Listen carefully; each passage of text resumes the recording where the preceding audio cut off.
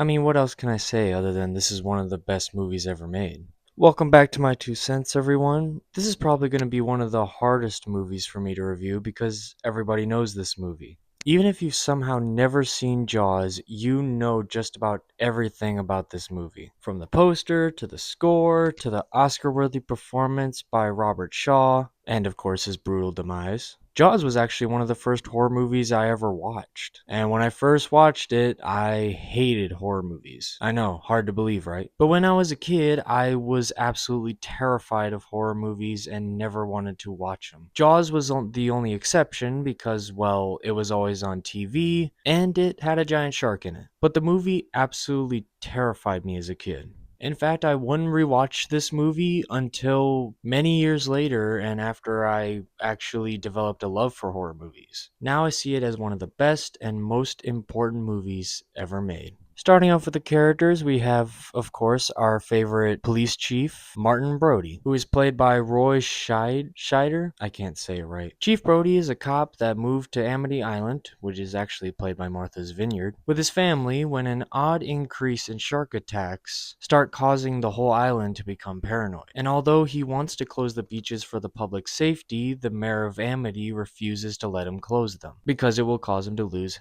summer dollars due to how much tourism there is on the island. This greedy decision by the mayor of Shark City would eventually lead to a bunch of bloody and unnecessary shark attacks. Honestly, what's not to like about Brody? He's a family man who actually has common sense, unlike a lot of the people on Amity Island. And I'd say he's the most relatable character in the movie. Because all the other characters in the movie are like grizzled shark hunters, scientists, greedy businessmen. But he's just the average everyday man. I mean, if I was a father and saw my kids swimming in the same waters that a young woman and a kid just got killed at, I wouldn't want them swimming in there either. Speaking of his kids, there's one scene between him and his youngest son that I think is just such a cute little scene. His son kind of copies all of his movements he's doing, where he's folding his hands, he's making a silly face or whatever. And I think it's honestly one of the more memorable scenes if you watch the movie because it's such a cute scene that really breaks the tension in the movie. Every scene where him and his co-stars are together make for some great scenes. Now let's talk about the brains of this operation with Matt Hooper, who's played by Richard Dreyfuss. Hooper's here to, of course, find out what killed all these people and, of course, find the shark, but he's also there to give the audience a lot of facts about sharks to try to make people not as afraid of the average shark. Clearly, that did not work. But he even acknowledges in the film how incredibly rare it is to be attacked by a shark. An example of him being right and everyone else being wrong is when this group of fishermen think they've caught the giant man-eating shark, and Hooper tells them it's just a tiger shark. A what? A tiger shark. A what? A tiger. You know what? Never mind. I love Hooper. He really brings a nice bit of comedy to this film that's very serious in tone, and he's not afraid to tell anybody how he feels about a situation, even if it's to the mayor of Shark City over here. He also falls victim to what I think is the greatest jump scare of all time. I completely blocked out that terrifying scene until I eventually watched the kill count of the film on Dead Meat and remembered how scarred I was when I watched this movie. Although I do love Hooper and Brody's chemistry in this movie, the chemistry between Hooper and, of course, the human star of the film is probably some of the best chemistry I've ever seen in a movie. We all know this crazy swashbuckling bastard, played masterfully by the late great Robert Shaw. $10,000 for me by myself.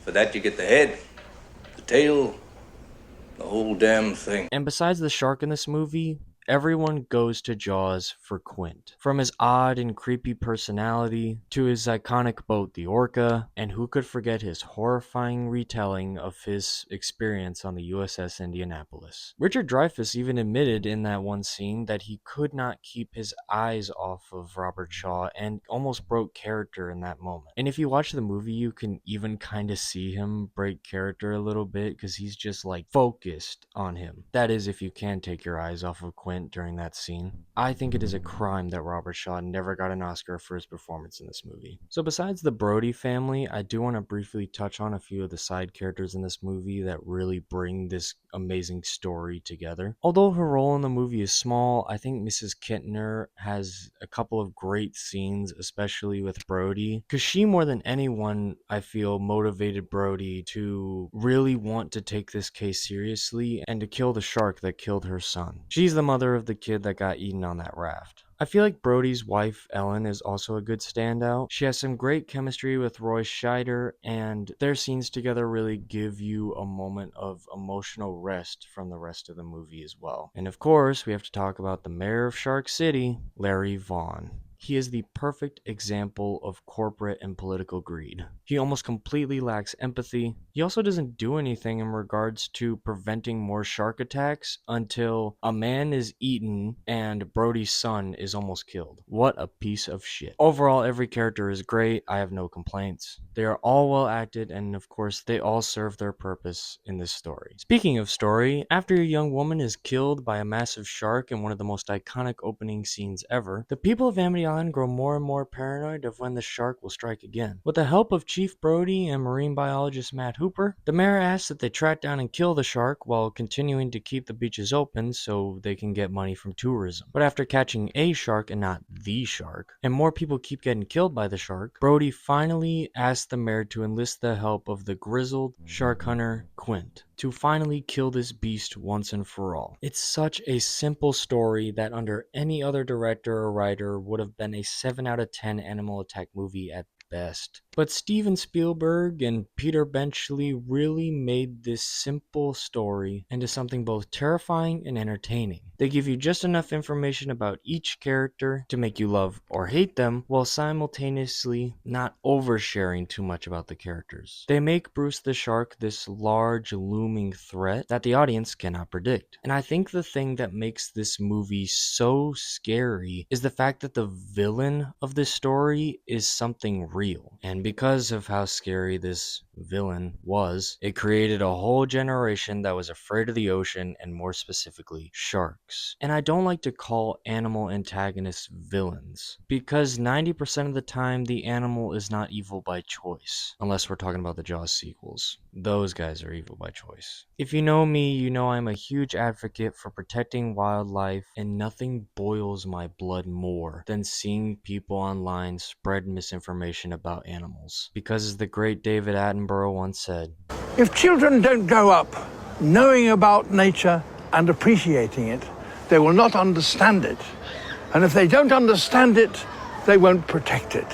and like I said, Hooper tells Brody and the audience that shark attacks are so rare that you would sooner die to a vending machine. In fact, Peter Benchley, the one who created Jaws, would later regret ever writing Jaws and would dedicate the rest of his life to shark conservation. I think the sharks would forgive you, Peter. I mean, I can't talk about this movie without talking about its amazing effects and the story behind how it was made. So you might be asking, why is the shark named Bruce? Well, Steven Spielberg named the shark after his lawyer, because he was a pain in the ass. The sharks were a nightmare to deal with on set. They would malfunction all the time, and if they messed up a shot, they would have to move these big ass mechanical sharks all the way back to where the scene started and try again. Not to mention the unpredictability of the ocean waves that would ruin shots all the time. Speaking of Bruce, there were actually 3 Bruces made for this movie, and honestly they all look fantastic for the time they were made, especially for a film that only had like a $3.5 million